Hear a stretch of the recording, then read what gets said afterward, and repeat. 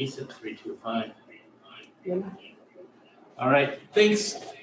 Welcome today. I'm Jim Reif with the Nebraska Enterprise Fund, and we're going to be working through part of Credit Building 101. Building credit is an asset, so we're going to touch on several topics today. The first one is credit. What is credit? What's the meaning of credit? What is credit and our goals? What are some of the basics of credit?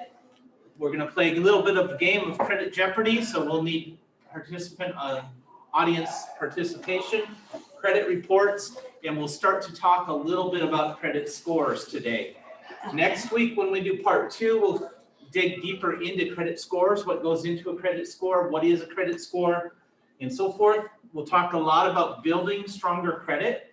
You'll notice we're using the terminology building credit. We're not talking about repairing credit. We're talking about building credit. How to deal with my debt and how do I make my credit really count.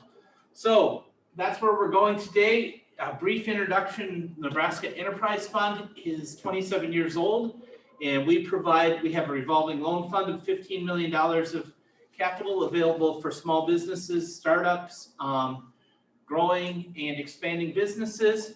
And the second thing is we do trainings just like today. Some of our trainings that we're doing, for those of you here, you can see them. For those of you away, we're going to be doing QuickBooks in Council Bluffs on September 28th and 29th. It's a 2-day course, great course, where you learn everything you need to know about QuickBooks. We're going to do a virtual session with DoSpace, is owning a business a good fit, on September 29th. October 4th, the EEC, the Entrepreneurial Education Collaborative, is going to be doing a session on what can we expect from the new infrastructure legislation that Congress is working on. On October 5th, we have a Small Business Essentials course on Facebook. If you're in the Kearney area, we're doing QuickBooks on October 7th and 8th in Kearney. And then October 15th is our highlight of the year. We call it From Startup to Success. We have some great speakers already planned. We have 3 panel tables, all from different stages of business. Dr. Martin of Ambassador Church and the Accelerator is going to be one of our keynotes. Carmen Tapio will also be a keynote speaker. So that's October 15th, from Startup to Success. Check it out. And then again, on October 20th, we have an EEC event. These are just some of the NEF events going on. Check out our website and you'll see all of them that are going on. The third thing we do is we do coaching and support individually. So if you're a business owner or thinking about owning a business, wanting to get into a business, we'll sit down. We're happy to sit down with you and talk through any aspect. We use a platform called Growth Wheel. That platform is used worldwide, and it supports small businesses in all aspects of their startup and growth direction. So, credit building. Welcome to the first part of our course. Oh, no, you're jumping. Go back.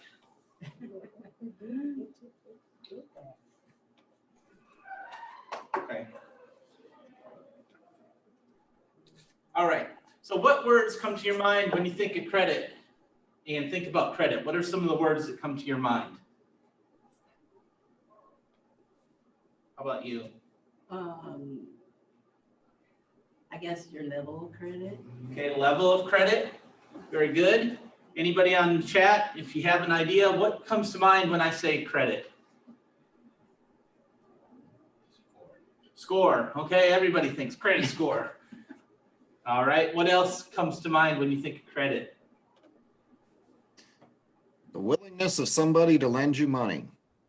Somebody to lend you money. All right, that voice is familiar too.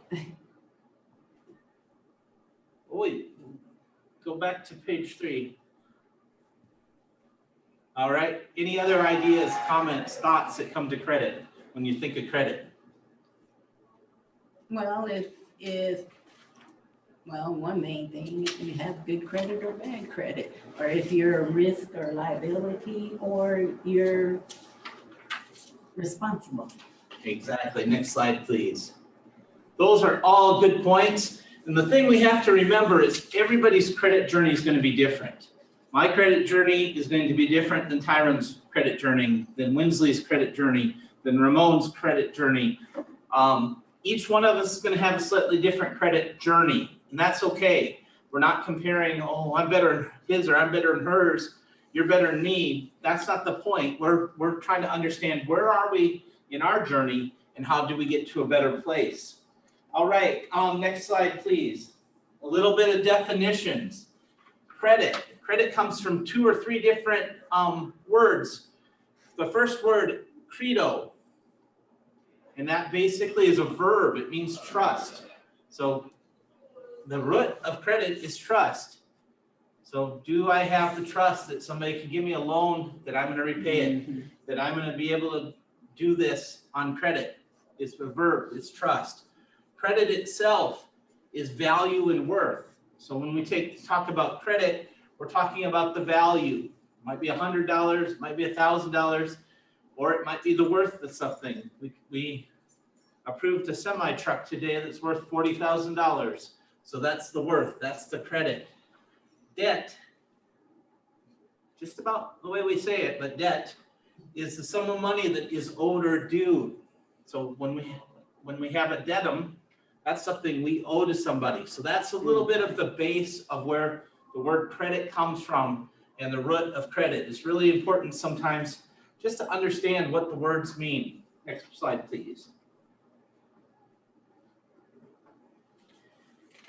Okay, why do we build credit? And for those of you that have the participant guide, I am actually on page 6, and you can follow along. That's probably the best place to follow along, to be honest, is page 6. So why is credit so important? Okay, it's important for, man, Vanna is jumping ahead here. All right. Building credit is so important because it helps us in all kinds of areas of our lives. Some of them we don't even realize. One, it helps us gain access, okay? All of us want a credit card. You can get better credit cards when you have better credit. When you built your credit, you're going to get a better credit card. It might give you more points. It might give you a better rate. You oftentimes pay less. Insurance companies oftentimes pull your credit card. Did you know that? Mm-hmm. So if your credit is not very good, insurance feels like you're more risky. If you go and change a house, I know that they pull your credit score. The utilities sometimes pull your credit score. And if you don't have a decent credit score, sometimes you have to pay more because you have to have a deposit. Vehicles, and we'll talk about this in a little bit, but vehicle loans, housing loans definitely can end up paying significantly more. It also improves your options. Who doesn't want to go into the car dealership and have options of who is going to do the underwriting of the loan instead of having to take the one that comes up and says, we'll do that. So that's the reason credit building is so important. This impacts our financial products, okay? What kind of loan can I get? What kind of credit card can I get? What kind of vehicle financing can I get? What kind of insurance? It affects rentals. How often have you heard somebody say, I couldn't get the place I wanted because they pulled my credit? And that's one of the big issues is even on rentals, they're pulling credits and sometimes people are excluded just because of their credit score. I have a question. Yes. Did they always look for your credit when you were applying for employment? Or is that just recent? Yeah, the bottom one, we're asking about employment. No, it depends. I mean, some places will look at your credit, some places won't. So it's not a clear and fast that it always is, but it can be, especially when you get into financial services, insurance, fields like that, they pull credit because they, if I'm going to be advising somebody on money and I have a 522 credit. Your money better be better too.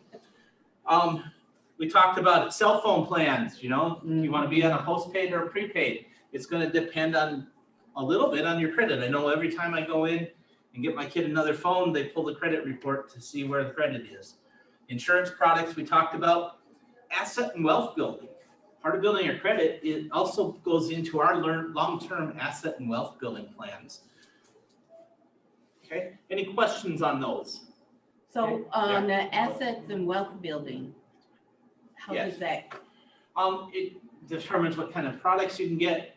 We're gonna talk about it in a little bit, but if you get a cheaper home loan, it's gonna save you a lot of money on interest, for example. You'll be able to build wealth in your home a lot more quickly, and so forth. Okay.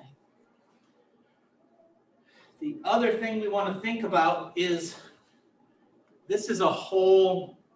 building credit's only one part of our financial situation.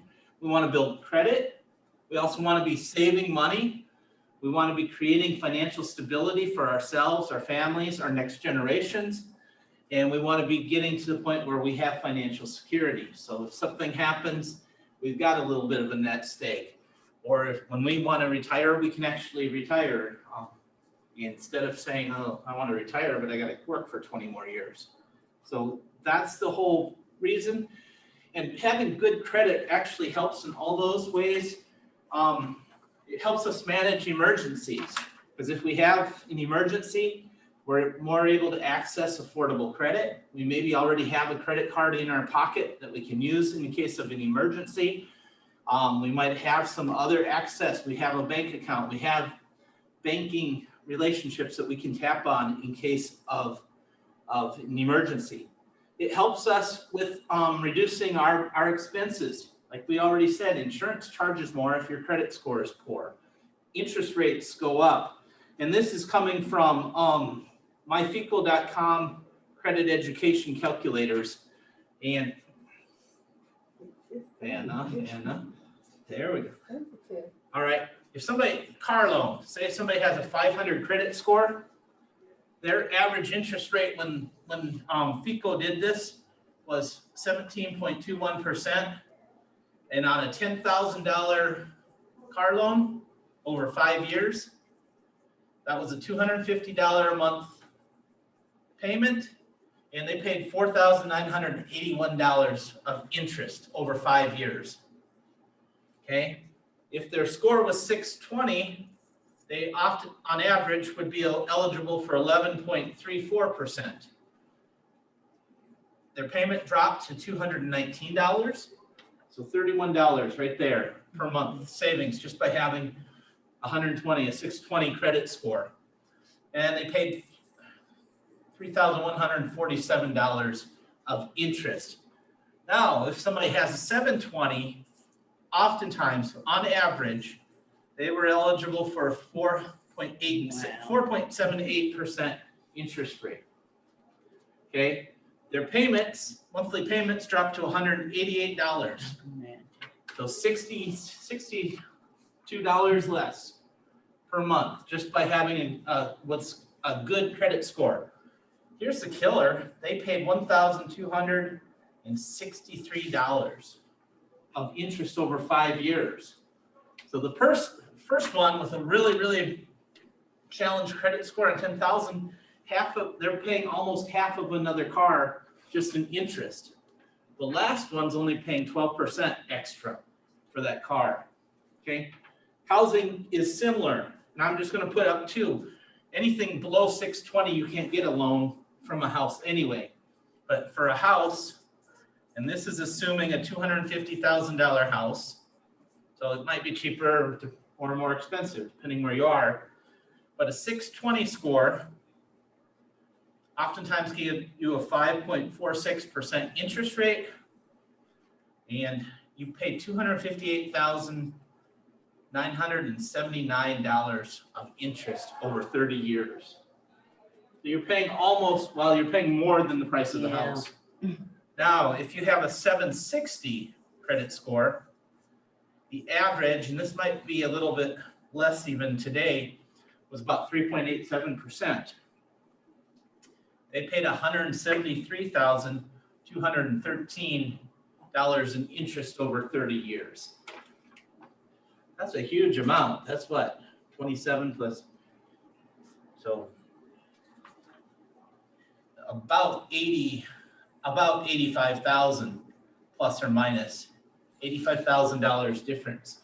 So that's, think if you could have invested that $85,000 over 30 years at compounding and everything else, this invested is going to be well over $85,000. So that's why credit score matters when you're thinking about how can I build wealth. and housing support. The other thing is we want to use credit to achieve our goals. Say you want to have a small business. You're probably at some point in that business going to need to take some kind of credit just to be able to pay for some of the expenses of that business. Maybe, you might think I'm going to bootstrap it, but what happens when you get to the point just before Christmas and you need to buy a bunch of stock so that you can make even more money? You might need to go to the bank and get credit for that.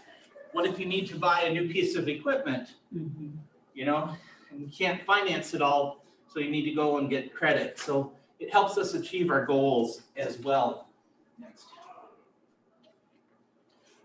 Yep, next. How is credit, make this personal and be as vulnerable as you want or don't want, but how has credit impacted your life?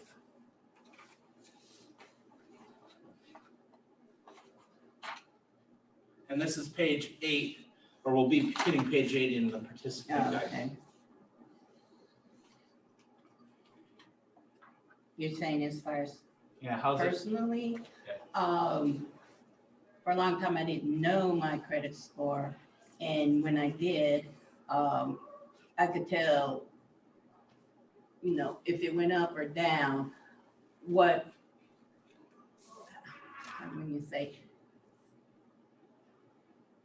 prices, whatever I was looking for, what price was available to So me. you can see for the that I difference, you could can see the get. actual difference in prices, Yeah. okay? I know a couple of us on the slide own houses because we were able to take out credit to buy a house. Okay, anybody buy a car with credit? Do you mean like, A vehicle, finance a car? yes, Yeah, so we've used the credit to buy a vehicle. So instead of buying the jalopy that is sitting in my yard, we were able to buy a car that is reliable and will move. Yeah. All right, next slide. And this is what we really want to start to think about. Oftentimes we think of credit, it's a deficit. It's something holding me down. It's something holding me back. What we want to do is start to switch our thinking to more as credit is an asset. And so how do I build my asset here? Okay, wherever it is, it might be a 510 today, it might be a 723 today. Doesn't matter. What we want to do is think of that's my asset and I want to be building it. So I want to be creating and improving it and moving it on. So next slide, please. To do that, we want to have some SMART goals. Okay, SMART goals are specific, measurable, actionable, realistic, and time-based. And one of those, okay, so I'm gonna pick on Tyron because I know he's gonna be buying a house sometime in the next 3 years. All right, let's just say he wants to buy a house. His current budget, income, and research, he wants to buy a $150,000 house. Okay, so that seems reasonable in the Omaha market, right? There's some houses, nice houses for $150,000, and he wants to put down 10%. So one of his goals, one of his specific, he wants 10% to be able to put down for down payment. Okay, what does that mean? How does he get there? It's measurable. It's $15,000. So it's specific, it's measurable. How's he gonna get there? Actionable. What's that mean? He figured out the math. He needs to put down $250 every month. So every month he's gonna do it. How's he gonna make sure he does it? He's gonna do the direct deposit straight from his bank account into a savings account. So every month it sweeps it. As soon as he gets paid, it takes that first $250 and puts it into his house savings fund. Okay, is that realistic? Well, he's already done the math. He's calculated all this. He's making well more than $250, and he's looked at his budget and he says, yes, my budget can afford it. So he's planned it in his budget in this case. Is it time-based? Yeah, because it says every month he's got something he's going to do, and he's got a 5-year goal.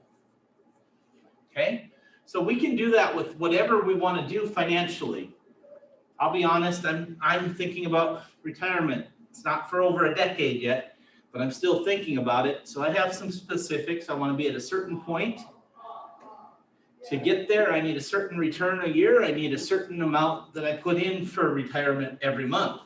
I do that every month because in my organization, many places, they offer a match, so we're able to hit that. I look at it, is it realistic? Okay, I look at my budget just like anybody.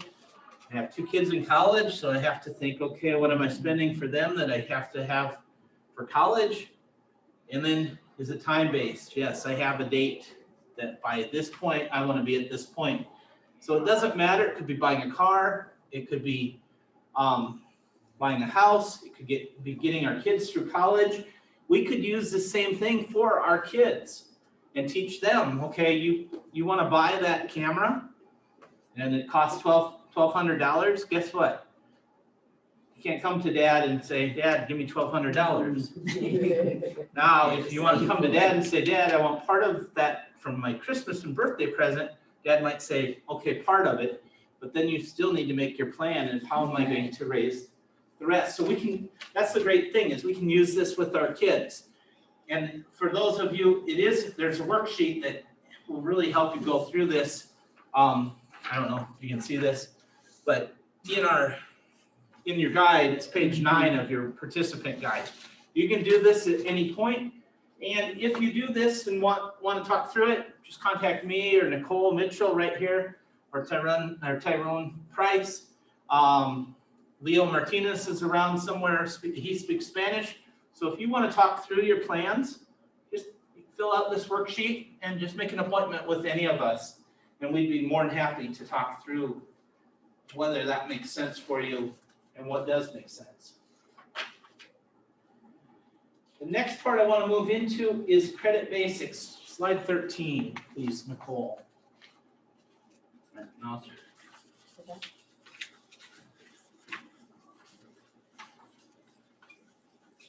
It's the multi-purpose screen here. So who's seen their credit score? I have. Okay, have you seen your credit score? Have you seen your credit score? Those online, have you seen your credit score? Nicole, should you see a lot of hands up? Where did you first see it? Where do you remember first seeing your credit score? Probably buying a car. Okay, so when somebody bought a car. Oops, Anna. When did you first see it?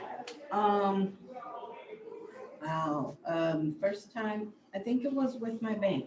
Okay, with the With banker. my checking account. Okay, cool. Nicole, do you remember the first time you saw yours? College. Getting ready for college. Anybody online have a different answer?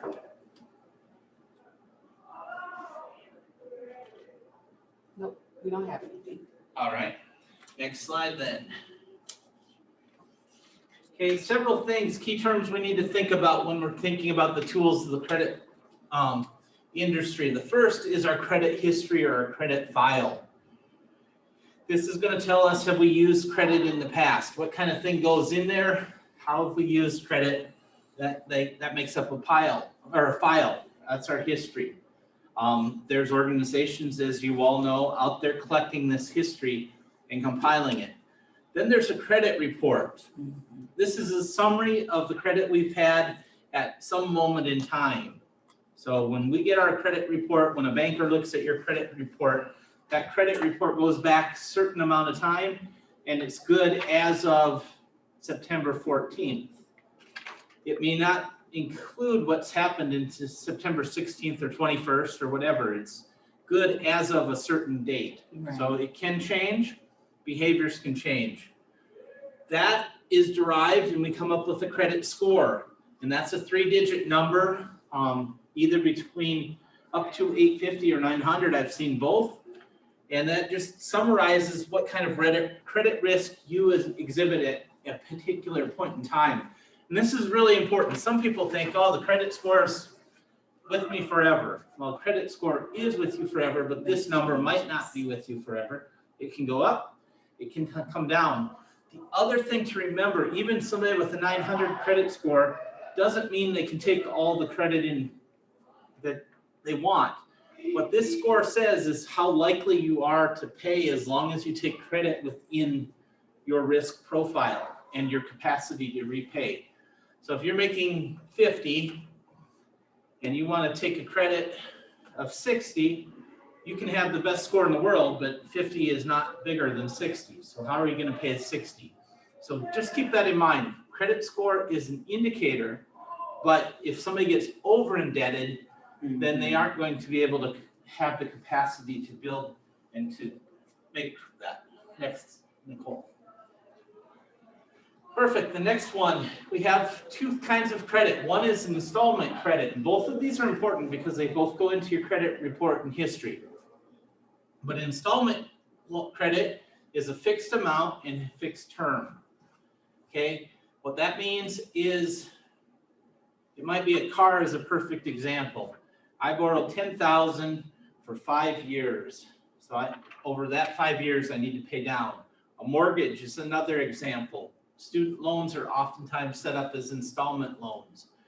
When you go to Nebraska Furniture Mart, it might be an installment, might be revolving, depends how they set it up. But it's a fixed amount and it has terms. It's also a lump sum disbursement. That means it's all dispersed at one time or very close together with conditions, okay? So if you take a business loan, maybe the bank will say, okay, we're gonna disperse 3 times. One when you get your permits, one when you get the project halfway done, one when you get the project 100%. That's a lump sum disbursement for all practical purposes. The easy way to think about it, it begins, you pay back, and it ends, and that's when the loan closes. All right, oh, fancy. All right, the next one is revolving credit. This is an open-ended piece of credit.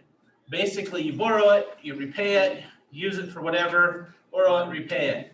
Perfect example is credit cards. Yeah. So credit cards are a form of revolving credit.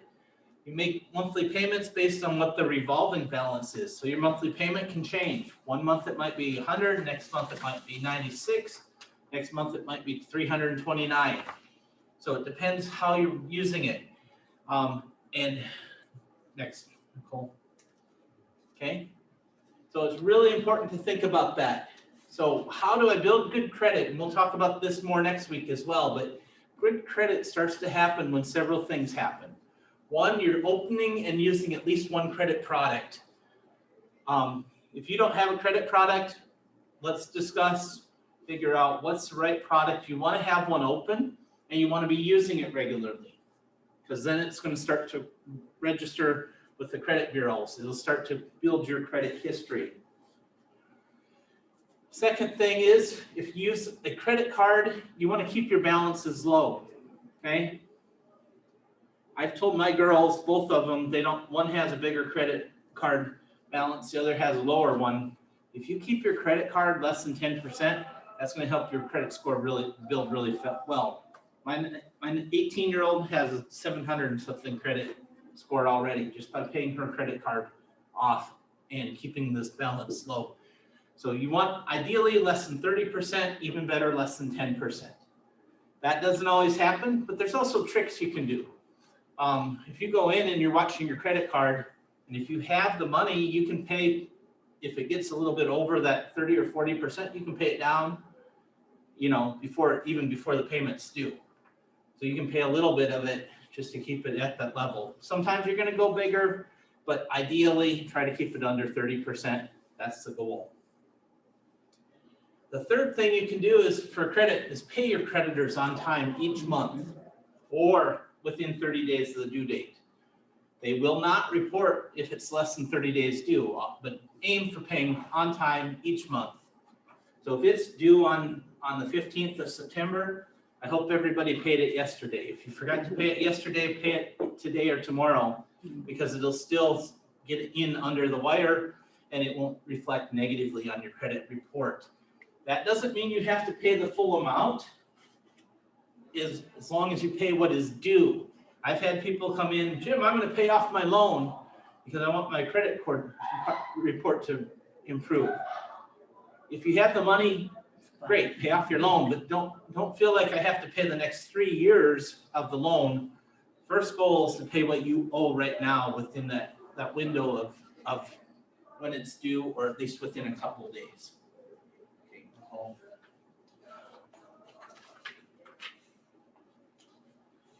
Next thing is we have consumer reporting agencies. And this goes into some of the players as well. And again, we're talking a little bit from page 12 now. And consumer reporting agencies, those are the ones I think most of us have heard of: Experian, Equifax, or TransUnion, or maybe 2 of those, or all 3 of those. But these businesses compile our credit information into reports.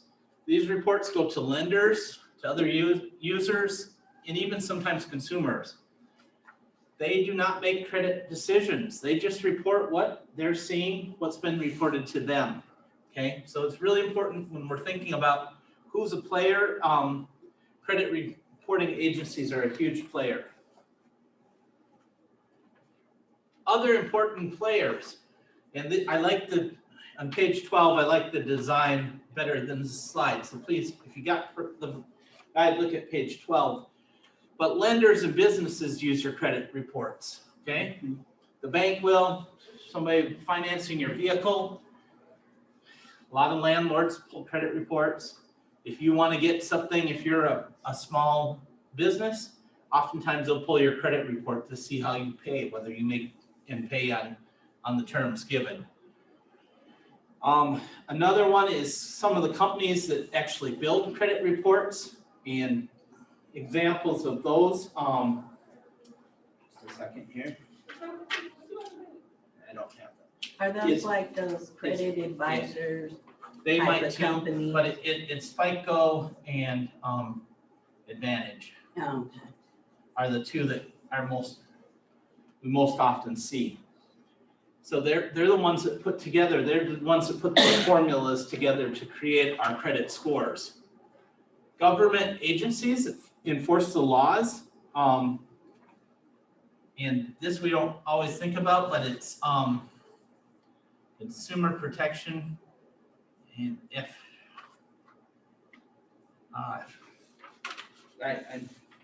sorry, my brain is drawing a slight blank here. My cheat sheet will help that. The Consumer Financial Protection Bureau. So if you have something that's going on, you can contact the Consumer Financial Protection Bureau, and they'll be able to look into something in case it's a bad credit decision. The other one is the Federal Trade Commission, FTC. So that's examples of government. They're actually regulators. They're making sure that these companies that build the scores, so FICO and Vantage score, are building the scores in a way that's fair, in a way that's transparent. They're making sure that the businesses and lenders are using credit only for what they're intended to be used. They're not intended to be used to look at everything in your life. They're only intended to be used to help determine whether or not you make a good risk for that particular loan. The other people that use it, you're using your credit score, right? right. You already told us you're keeping track. What's my credit score? And does that mean I can get a cheaper insurance rate? Does that mean I can get a better mortgage rate? So, all right, Nicole. Now it's the fun part, Credit Jeopardy. And this is where we'll try it. I'm gonna need a little bit of help from you though. Question, and if there's a way to put anybody can jump in. If you pay all your monthly bills on time, are you going to have a high credit score? No, You're right. I say no because I've already experienced that. Just because I paid them on time and paid them off or whatever, didn't mean my score went up. Yeah, you're only going to have higher scores if that score is actually reported forward. Okay, so if you pay, well, our utility bills, lots of times they don't go into, they're not reported to the credit committee No. or credit bureaus. So we're paying it on time and we're actually proving we're good payers, but we don't get credit for that. If you pay that though with a credit card and then pay your credit card off, that's gonna help your score go up. So don't overuse and don't abuse a credit card, but think about if I'm trying to build credit, maybe I pay a couple of my bills with that credit card, so it gets reported and shows me making it on time. If you only have collections accounts on your credit report, you will not have a score. Is that true or false? Okay, Now, actually, you must have an open credit line or trade line. It has to be active.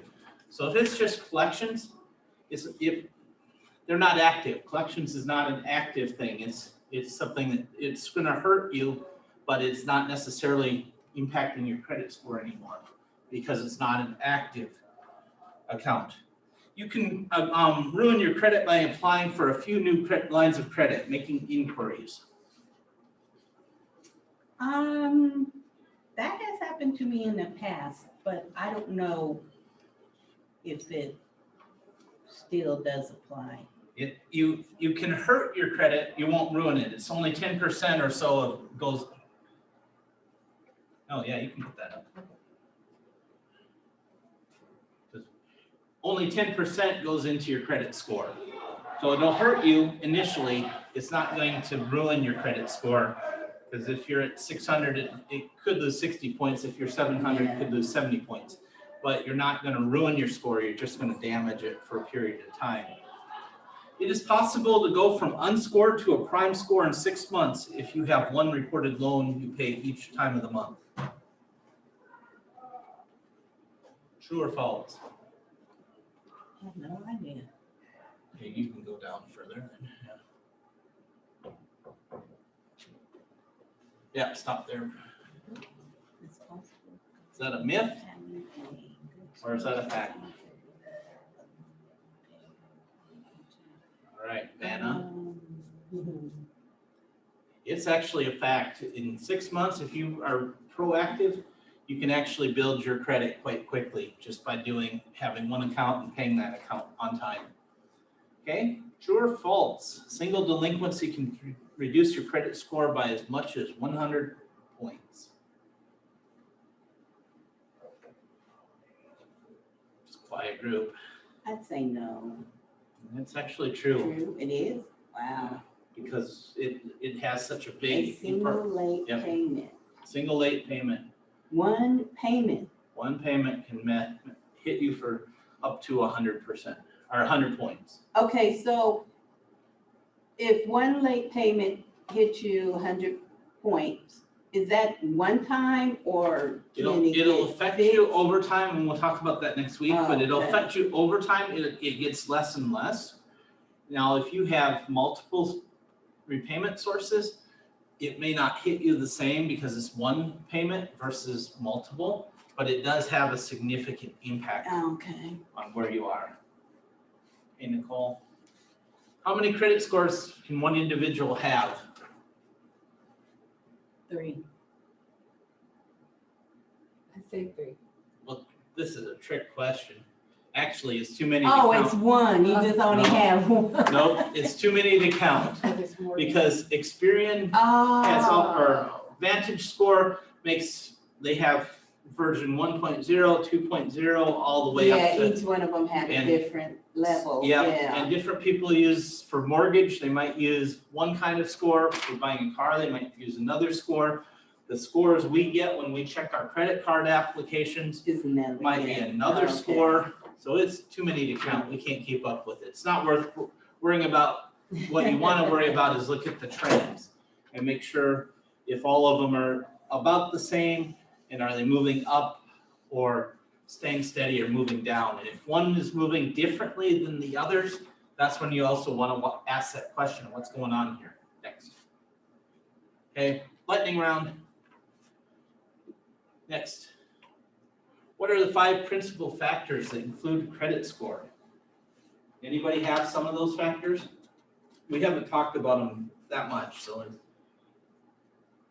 Mm. Your history payments? payment histories, yep.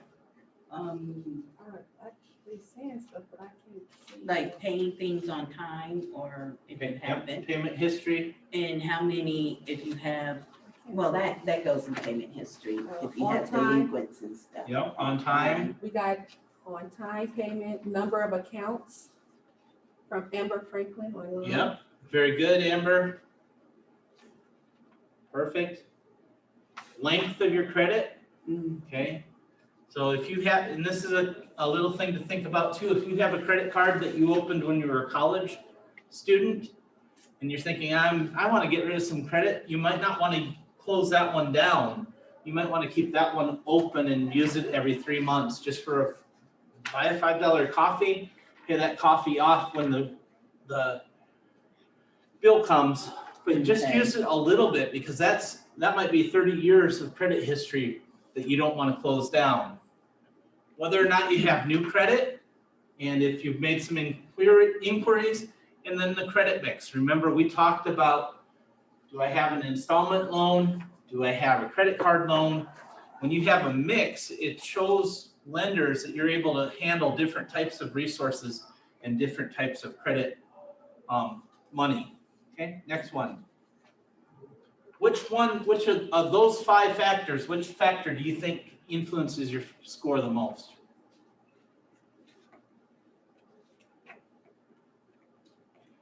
hmm. I don't know, to me, I believe it's, making my payments on time. Payment history for the win. We got payment history. Yeah, payment history makes the biggest impact. I think it's close to 35% of the credit score. Okay, next slide, please. Going to talk a little bit about credit reports and what goes into credit reports next, Nicole. Okay, and again, this is best seen on page 13 of the participant guide. First one is personal identification information. Okay, these are some of the things, your name, where you might have lived in the past.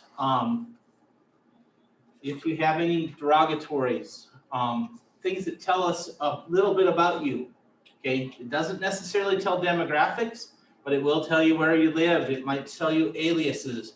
Oftentimes I see a credit report where it has 1 or 2 other names on it. So it's your information that identifies you as a unique person. Oftentimes they will include the last 4 of your social security. They can't put the whole number on, but they might have the Right. last 4. Sometimes they might look at your driver's license. Second thing is your credit history, okay? What kind of accounts have you had? Were you active? Were you inactive? I just closed a car loan, so that's going to show up as a closed credit event. It's actually going to help me initially, but long-term, it's 1 less installment on my credit report. They show some public records. Okay, this is primarily related to debt. You have county, state, federal debts. They can only impact you negatively, and these can stay on your report for up to 7 years. So if you have a debt that you stopped paying to the government, and that's a public record, that can stay on your credit report for up to 7 years. Isn't that also with any judgments? Yeah, yes, and we'll talk about that more next week as well, but yes, you're correct. And then inquiries, who have I been looking for? And the reason they do this, if you're shopping for a car, one of the myths is every time you pull your credit if you're shopping at 3 different dealers, every time you talk to the credit dealer or the car guy, they're gonna run credit. It's gonna show up as one inquiry because it was all the same type. Now, if you go to the bank and run credit to buy a house, you go and run credit at the car dealership to buy for a car, and you apply for a credit card, that's gonna show as 3 different types of inquiry. And if any of you have bought a house, your mortgage provider probably said, whatever you do, don't apply for new credit from the time you applied for the mortgage until the mortgage is approved, because the mortgage company is trying to see, are you out shopping for more money? Because if you're shopping for more money, that means that even though you have the credit score to pay, you may no longer have the cash flow to pay. So that's something to keep in mind. So these are things that you're gonna see in your credit report when you pull it, or when the bank pulls it, or when the car dealership or whoever, they're gonna see these: personal information, credit history, public records, and inquiries. What is not on your credit report? Any ideas? Hmm.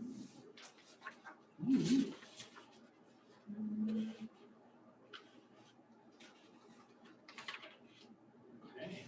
I'm not sure. Do they have your age on there? No. We have, one said job history, we got salary, Yep, job history is not, salary is not, you're right. Mhm. Okay. Non-credit banking information, it doesn't say, your credit report says nothing about your savings and checking accounts. It won't say anything about your retirement accounts.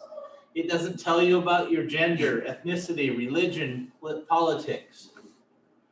Won't tell you anything about most non-delinquent accounts through like utilities and so forth.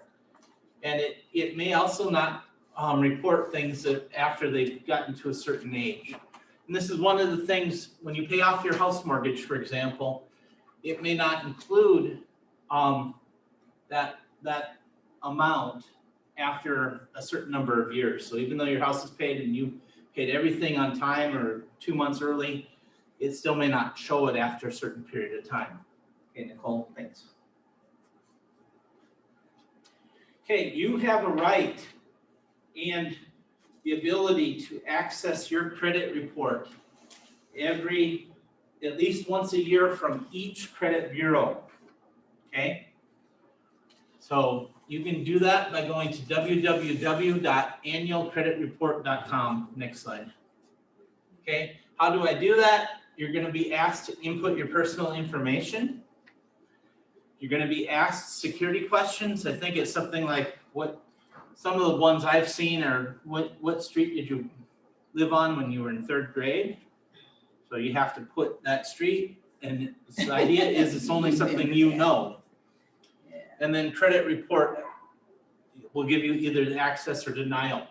This does not give you the credit score, but it gives you your report. So then you can see, does this all look right? Is there something missing? Is there something that's inaccurate? And like I said, right now, I think it's even more with COVID, but normally it's one time a year per credit union. So TransUnion, Experian, and Equifax. Some people pull them all at one time. Some people will pull one in January, maybe another in April, and another in September, knowing that, okay, they're not seeing everything at once, but they're seeing something every 3 or 4 months to make sure somebody's not doing something nefarious with their credit. Next slide. Okay, yep. Remember, you also have rights.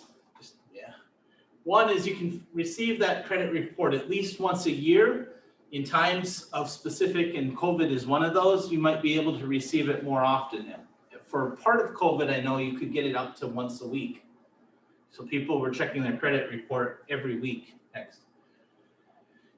You have the right, if you're denied of a loan or receive an unfavorable because of your negative information, that lending institution needs to tell you what part of that. Was it because of your credit score? Was it because of an open account? Now, they might be a little vague, but you have a right to have that information and know exactly if they use the credit report, why did they do that? Okay, you have the right to dispute information if you believe it's incorrect with the credit bureaus or with the original furnisher. Now, one thing I want to make clear, if you have to be able to defend, is this actually incorrect? Some people, when they do go to credit repair and pay tons of money for a credit repair, they'll send a blanket letter to everybody saying, you got my credit score wrong. There's a fine line there. If they actually got the number wrong, or if they got the credit wrong, you have a right to dispute that. You have to be careful though, because it can become fraud if you just throw it out and say, you got mine wrong and mine wrong and mine wrong. and accuse everybody without having the facts. So make sure, if you're disputing something, just make sure you have your facts right. If you only took out a $10,000 car loan and they said it was a $50,000 car loan, absolutely dispute it. But if you took out a $10,000 car loan and you stopped paying on that, and you just want them to consider Taking it off.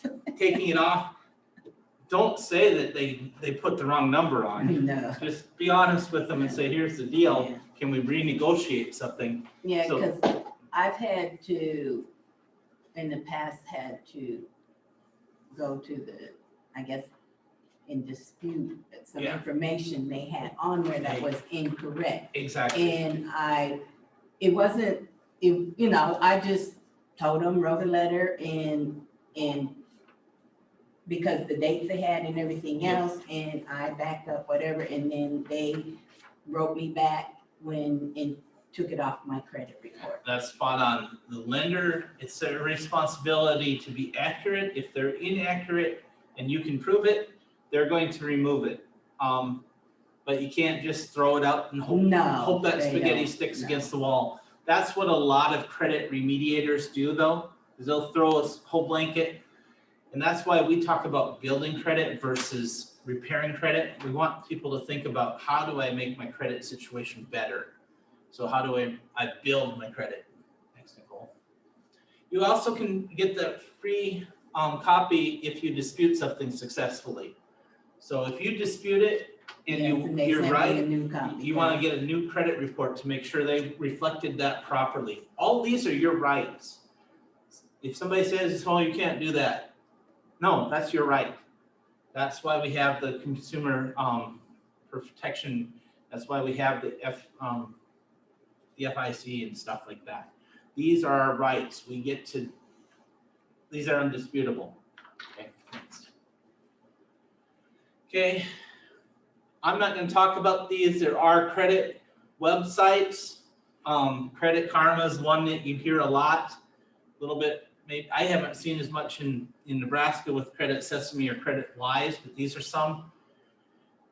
I think all of these are indicators. What we get from our credit card when they send us something each month is an indicator. I would not say it's definitive.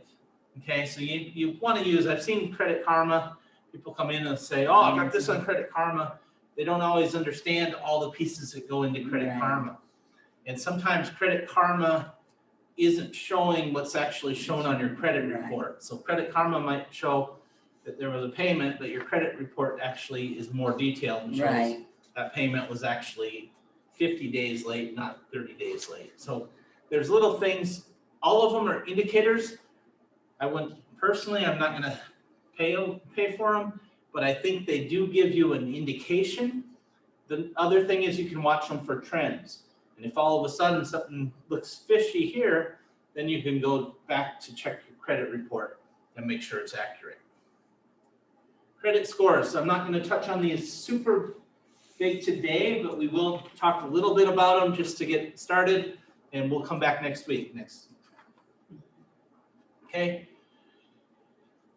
Credit scores, oftentimes we're going to be looking at in three different areas. First one, poor credit.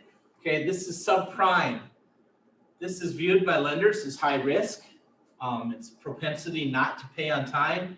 It's your 550s and lower, 600s and lower. Oftentimes you're going to get denied credit because you have poor credit. Most mortgages, you're going to get denied credit if your credit score is less than 620. So that would be considered subprime. These oftentimes carry a higher interest rate. We saw with the vehicle loan. Even if you can get it, you might be paying Right. $3,000 over the life of a vehicle for that credit. Fair credit, this is near prime, usually in your 600s, maybe 600 to 720-ish range. You may be eligible to get reasonable or good rates in terms. Sometimes you might need a co-signer or a deposit or something more may be required to make the bank feel better about you or the lender feel better about Right. your credit situation. good and excellent credit, this is called prime and super prime, typically seen as over 720 and 760, 800, different people. This is where you're gonna get very good to the best rates and terms. Okay, you still might wanna shop around, but this gets you Right. better terms and rates. For low risk borrowers, lenders see this as an evidence that you're dependable. You're gonna make your payments on time, provided you have the cash flow to make those. So again, if you go in and have an 800 credit score and are earning 50,000 a year and want $1 million loan, your 800 only says if I have the capacity, then I'll make my loan. You probably don't have the capacity for $1 million loan. You might if it's a business loan and it's going to be a loan that allows you to expand your business, but if it's just a personal loan, Mr. Banker, I want $1 million, earning 50,000 a year, that's going to be a hard one to make a case for. All right, Nicole, next. Sometimes you don't have a credit score at all, okay? And this is something I've seen at different times. It's where people are debt adverse, and maybe they've cut up all their credit cards, they got rid of everything. So maybe it's somebody that's never used a credit card and a loan before, or they've only just started using credit, or they've used their credit in the past, but they don't have any active accounts anymore. Okay, it's not the end of the world. It's just gonna take a little bit of time to reestablish and get going. Okay, the good news, when you have no score at all, the only place you can go is up. So you're in a perfect position in terms of not today, but in 6 months, 12 months, you can only go up from having nothing. The bad news is you may be treated initially as high risk because the banker has nothing to say, where do I start on this one? How do I determine? Next, Nicole. Okay. Which score? And this is, we talked a little bit about it, but there's different types of businesses. Okay. So you're going to pull different kinds of scores depending on what, is it a mortgage? Is it a vehicle? Is it a consumer product? Is it insurance? Is it the landlord? They're going to pull a different type of credit score.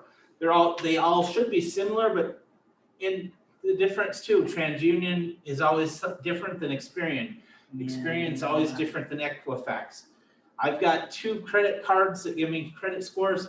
One's top is 850, one's top is 900. And why and how one has a 900 top score and another 850, I don't know. So when I look at that personally, I look at how many points is the difference from being at the top, and they're actually both within about 2 or 3 points from being the maximum score or whatever.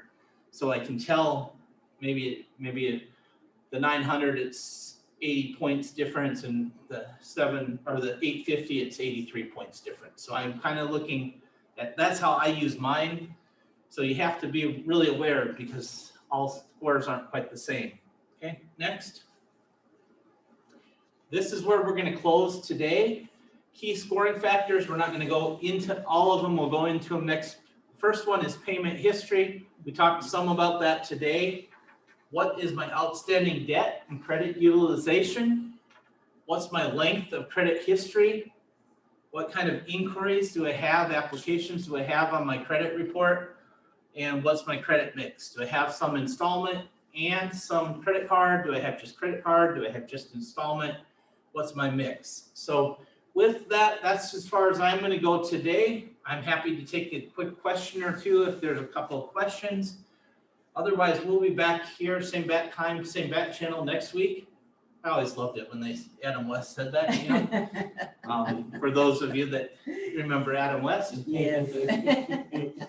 So that's a little bit of, that's the beginning of our credit building journey. Any questions or comments before we leave? I have a raised hand. Okay. And I don't see any questions or comments. I think we're good, Jim. All right. Thanks everybody for joining us. We appreciate all of you. Just remember, we talked through some of the NEFs and I see The Chamber Reach program's also here. They have events especially for contractors and small and emerging businesses going on all the time as well.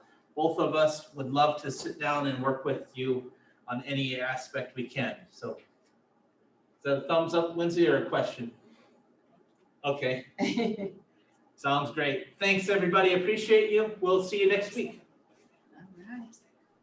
Oh, yeah, and for those of you that do want to attend in live, we want to thank the Hope Center here in North Omaha. They are facilitating and they've set us up with the technology. So shout out to Hope Center. Thanks for all they do for our community and making Omaha a better place. So if you want to come in live next week, we'll be at the Hope Center. We also will be virtual. So thanks again. Have a great week, everybody, and we'll see you all soon.